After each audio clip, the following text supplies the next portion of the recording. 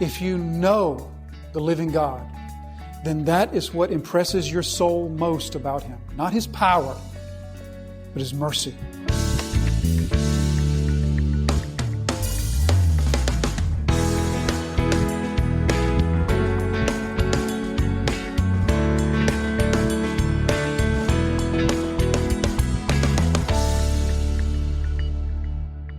But Hananiah, Mishael, and Azariah, they must make their decision quickly, and they wisely do.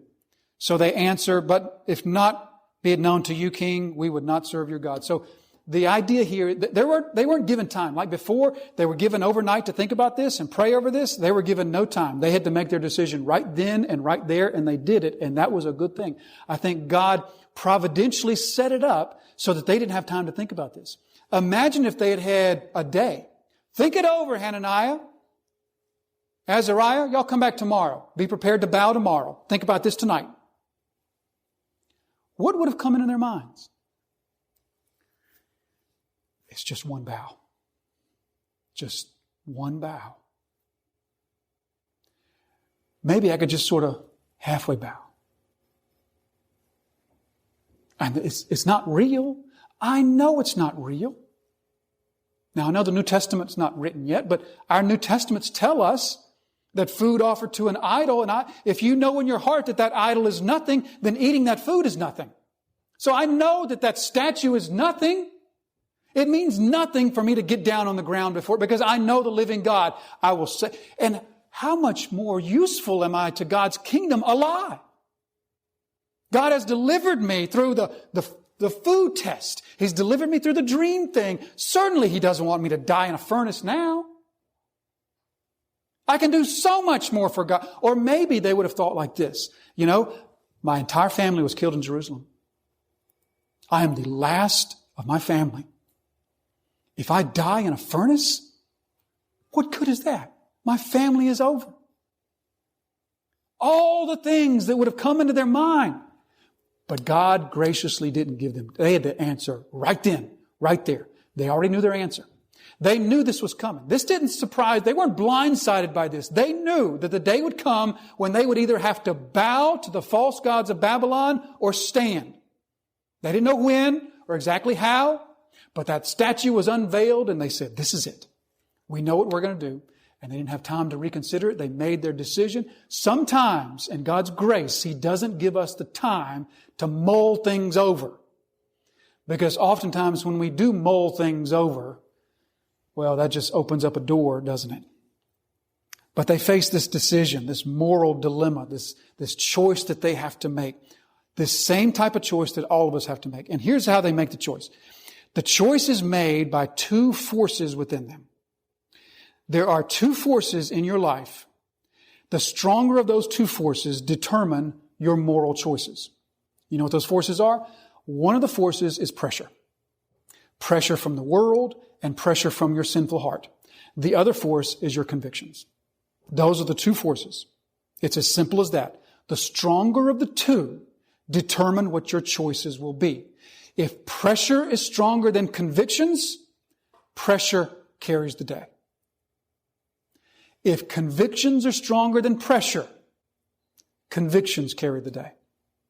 Now, the Bible tells us this. The Bible tells us how these forces impact upon us. You remember the story of Cain, what God said to Cain after he killed his brother. He says, sin is crouching at the door. You must master it. Or remember the words of James in James chapter 4. What causes quarrels and divisions among you? Is it not that your passions are at war within you? So we have this pressure within, this sinful desire within, and we have a world without. Both of them are applying pressure to our convictions. And if our convictions are not stronger than the pressure is what wins. This is why we spent so much time in chapter 1 talking about Christian conscience. Because conscience is all that carries them through right now. That's the only reason that they stand and not bow. Because their conscience, remember how we said, has been informed by the Scriptures. And it's been restored by the work of the Holy Spirit, illumined by the work of the Holy Spirit, and strengthened by their obedience to the Scriptures. And that has refined their conscience so that their conscience is now working more like it was designed to work. And it's been strengthened, it's been upheld through their obedience. And therefore, this conscience is a stronger force than the pressure that comes against them. And that was a strong pressure. Smoke is a very detectable smell, isn't it? Do you ever stand beside a campfire and not know that you're standing beside a campfire? They're standing there smelling that smoke, feeling that heat. And it's right there. That had to have been intense pressure. I've read that one of the most painful ways to die is being burned alive. Intense pressure, intense. Yet their convictions have been strengthened, and their convictions are stronger than the pressure that's coming against them. So now verse 19, then Nebuchadnezzar was filled with fury. Filled with fury. There is no reason for you not to bow. The only reason for you not to bow is because you hate me. That sound familiar? The only reason for you not to bow to my God is because you personally dislike me. He was filled with fury, and the expression of his face was changed. Now, literally, the image of his face was changed. Now, here's a wonderful wordplay that we miss in the English. But literally, the image of his face was changed. So here's the connection that we see here.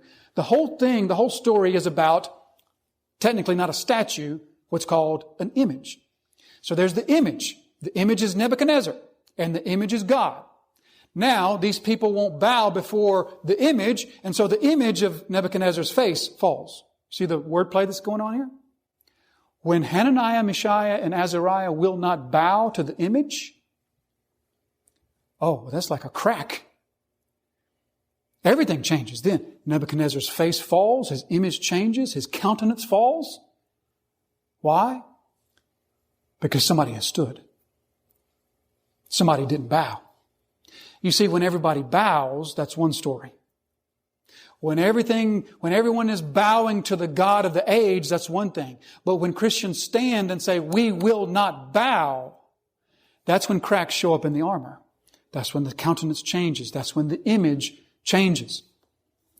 So it was changed against Shadrach, Meshach, and Abednego. He ordered the furnace heated 7 times more than it was usually heated. Just in case the Jewish God could save them from a normally heated furnace, He's going to heat it up to a superheated furnace. 7 times. Now, we shouldn't take that literally. It's an expression. It wasn't literally 7 times, but you know how we use the same expression. I'll say things like, I like that restaurant 10 times more than that. And I don't mean 10 times. It's just this expression. They had the same sort of expression. Their expression 7. Now, what's the meaning there? Again, their society is based on 6s. 7 times means, 6 and 1 more. 7 times, heat it up 7 times. In other words, just heat it as hot as you possibly can. Heat it 7 times more than it was usually heated. And he ordered that some of the mighty men of his army be to bind Shadrach, Meshach, and Abednego and to cast them into the burning fiery furnace. And these men were bound in their cloaks, their tunics, their hats, and other garments. Now, we could easily miss over that.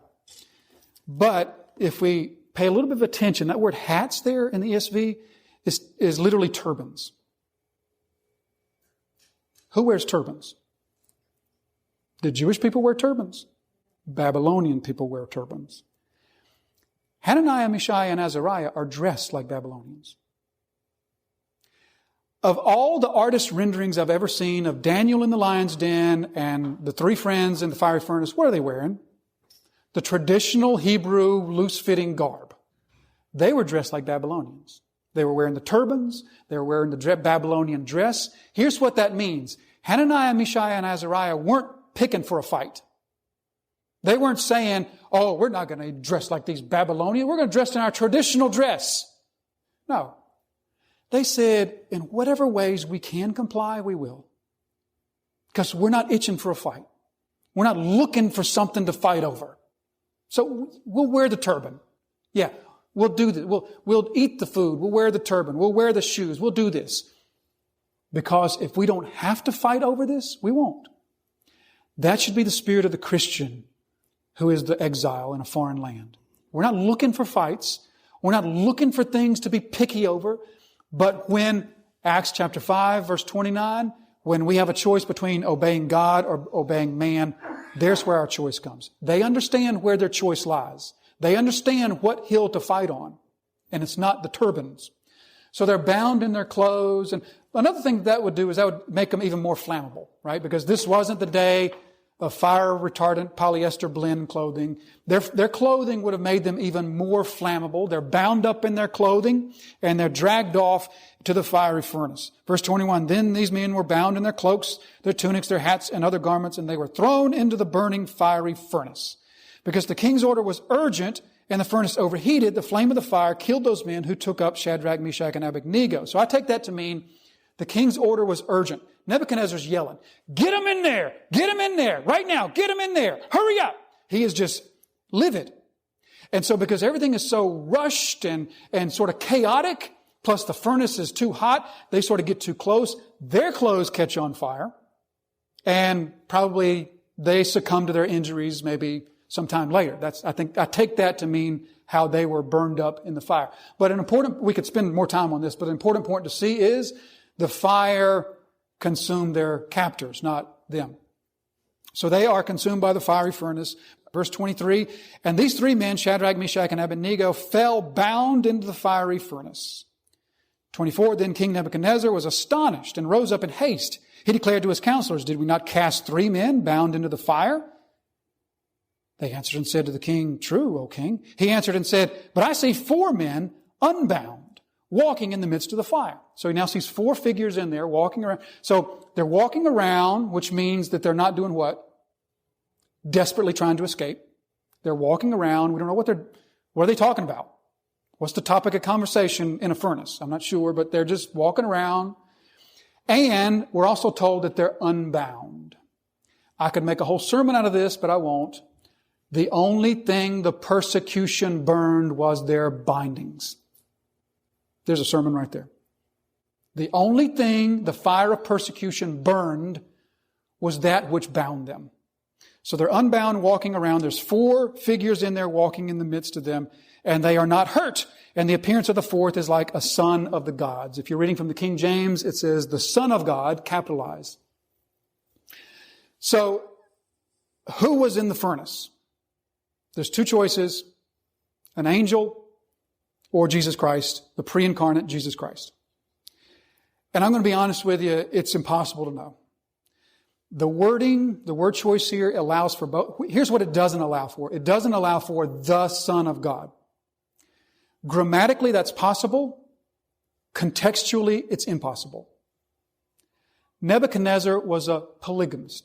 Not a polygamist, polytheist. He might have been a polygamist too, but he was a polytheist, which means he believes in all kinds of gods. Even the Jewish Hananiah, Mishael, and Israel, they don't have a clear perception of the Trinitarian God.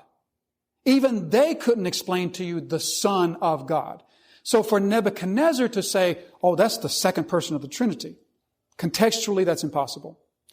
But it could be a son of the gods, meaning Jesus, as he often appears in the Old Testament. He appeared to Joshua. He appears to Abraham before Sodom and Gomorrah. He appears, Elijah, remember the Elijah story? 4 times he appears in 1 Kings 19. So it could be the pre-incarnate Jesus, or it could be an angel. There's good arguments for both sides. For the argument for an angel, usually when we see Jesus in the Old Testament, usually the phrase is the angel of the Lord. That's not the phrase here. That's not definitive because there's other occasions like Genesis 19 where the phrase is not used, so it's possible. Later on in chapter 6, Daniel is going to specifically say that God sent his angel. So it seems to lean towards an angel in chapter 6 in the lion's den, perhaps the same thing here. Honestly, there's no way to know for sure whether the being in the furnace was Jesus Christ or the being was an angel that God sent. But you know what? The point is exactly the same either way.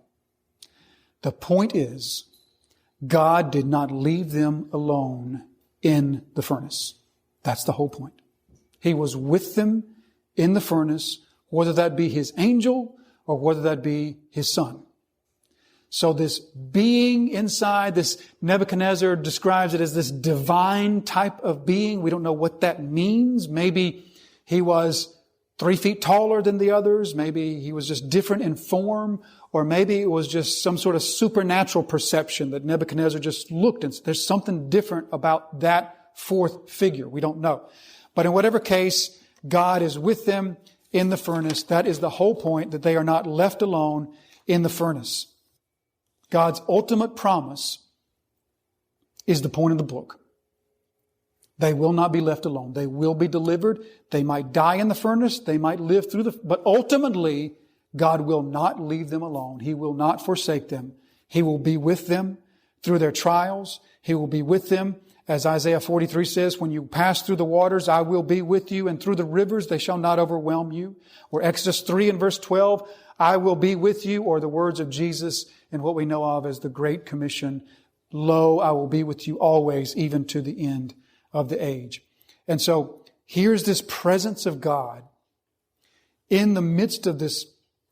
I mean, literally, the metaphor couldn't be more powerful. In the midst of the fire, here is this presence of God with them. Verse 26, then Nebuchadnezzar came near to the door of the burning fiery furnace and declared, Shadrach, Meshach, and Abednego, servants of the Most High God, come out, come here. Isn't that interesting? Nebuchadnezzar has to summon them out of the fire. Come out and come here. Then Shadrach, Meshach, and Abednego came out from the fire, and the satraps, here we go again, the satraps, the prefects, the governors, and the king's counselors gathered together and saw that the fire had not had any power over the bodies of those men. That is a wonderful translation. The power of the fire had no power over their bodies. So here these groups these leaders are gathered together again, and they see him come out. Imagine how they felt. According to the satire of the chapter, these people should have known. That thing up there is just a statue. It's not worthy of us bowing down to it. It's ridiculous for us to bow down, but we'll do it anyway. And here's these three who didn't, and their God delivers them. What are they thinking right now? What's going through their mind? The fire had not had any power over the bodies of those men. The hair of their heads was not even singed. Their cloaks were not harmed, and no smell of fire had come upon them. I don't know if you've ever had a fire. I've never had a fire, but if you ever had a fire, everything in that house is ruined, isn't it? Because if it didn't get burned up, it will stink forever of smoke. So here are these clothes that don't even smell of smoke as they come out. Verse 28, Nebuchadnezzar answered and said, Blessed be the God of Shadrach, Meshach, and Abednego, who has sent his angel and delivered his servants who trusted in him and set aside the king's command and yielded up their bodies rather than serve and worship any god except their own. Isn't that the mantra of today? You're hearing it this weekend on High Gear. My body, my choice. No such thing for the believer. They yielded up their bodies. Remember Paul's words in Romans chapter 12 and verse 1. This is your spiritual worship, to present your bodies a living sacrifice. Paul tells the Corinthians, you're not your own. You've been bought with the price. You belong to another.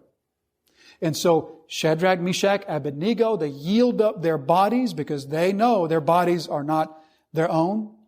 Verse 29, and then, therefore I make a decree, any people, nation, or language that speaks anything against the God of Shadrach, Meshach, and Abednego shall be torn limb from limb and their houses laid in ruins, for there is no other God who is able to rescue in this way. So he makes this threat. Nobody can speak against this God. This doesn't mean that he's converted to faith. It means that Nebuchadnezzar, the polytheist that he is, just simply believes that their God is true and looks like he's pretty powerful. He's the most powerful of all. We'll give him that. Nebuchadnezzar here is impressed with the miraculous, but nevertheless, he's really not impressed with that which he should be most impressed with, is he? Those who don't know God tend to be most impressed with the idea of his power.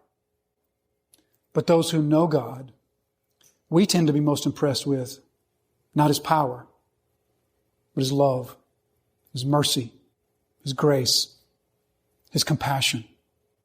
If you know the living God, then that is what impresses your soul most about him. Not his power, but his mercy, Nebuchadnezzar, who doesn't know him, is most impressed with this miracle that he just saw. And then the king promoted Shadrach, Meshach, and Abednego in the province of Babylon. One last thing for us to see.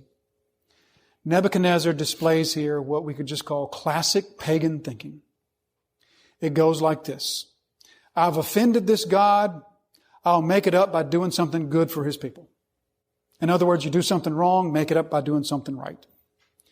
That is classic pagan thinking that has absolutely infiltrated the church to a shameful degree. This idea that God keeps a list, and the whole point of the list is one side of the list has to be bigger than the other side of the list. You've just got to make up. Everybody knows we sin and we do these wrong things, but here's what we're expected to do. We're expected to make up for that by doing right things and by doing good things. That is classic heathen paganistic thinking that Nebuchadnezzar has no choice to think but to think this way because he is a pagan. But we as God's people have no excuse for thinking this way. Because you know why? All the good deeds in the world, could you do them? All of the good deeds in the world wouldn't make up for one sin committed against the holy, eternal, majestic God. Doesn't work that way. You can't make up for offending Him by doing good things. All of us stand condemned in the same way, and therefore there is only one who can rescue us. There's only one who can rescue us from the eternal fiery furnace. And that's the one who did no wrong, whose purity and holiness are offered to us by faith, faith alone. So Christian, guard yourself. You have to do this daily. Guard yourself against falling into that way of thinking. I messed up on this, I failed on that, I sinned in that. That's okay, I'll make it up over here. You can't. The rest of your life, you can't make it up. You can only fall at the feet of the Savior, who lived the perfect life for us and committed this great exchange on the cross where He became our sin and we became His righteousness. Thank you for listening to today's episode of Truth That Transforms with pastor and Bible teacher Jason Wilkerson. Truth That Transforms is the daily teaching broadcast of Disciples Fellowship Church. We invite you to visit our website where you will find more resources to help in your journey of discipleship. You can find us at www.disciplesfellowshipnc.com or connect with our Facebook page at Facebook/DisciplesFellowshipNC.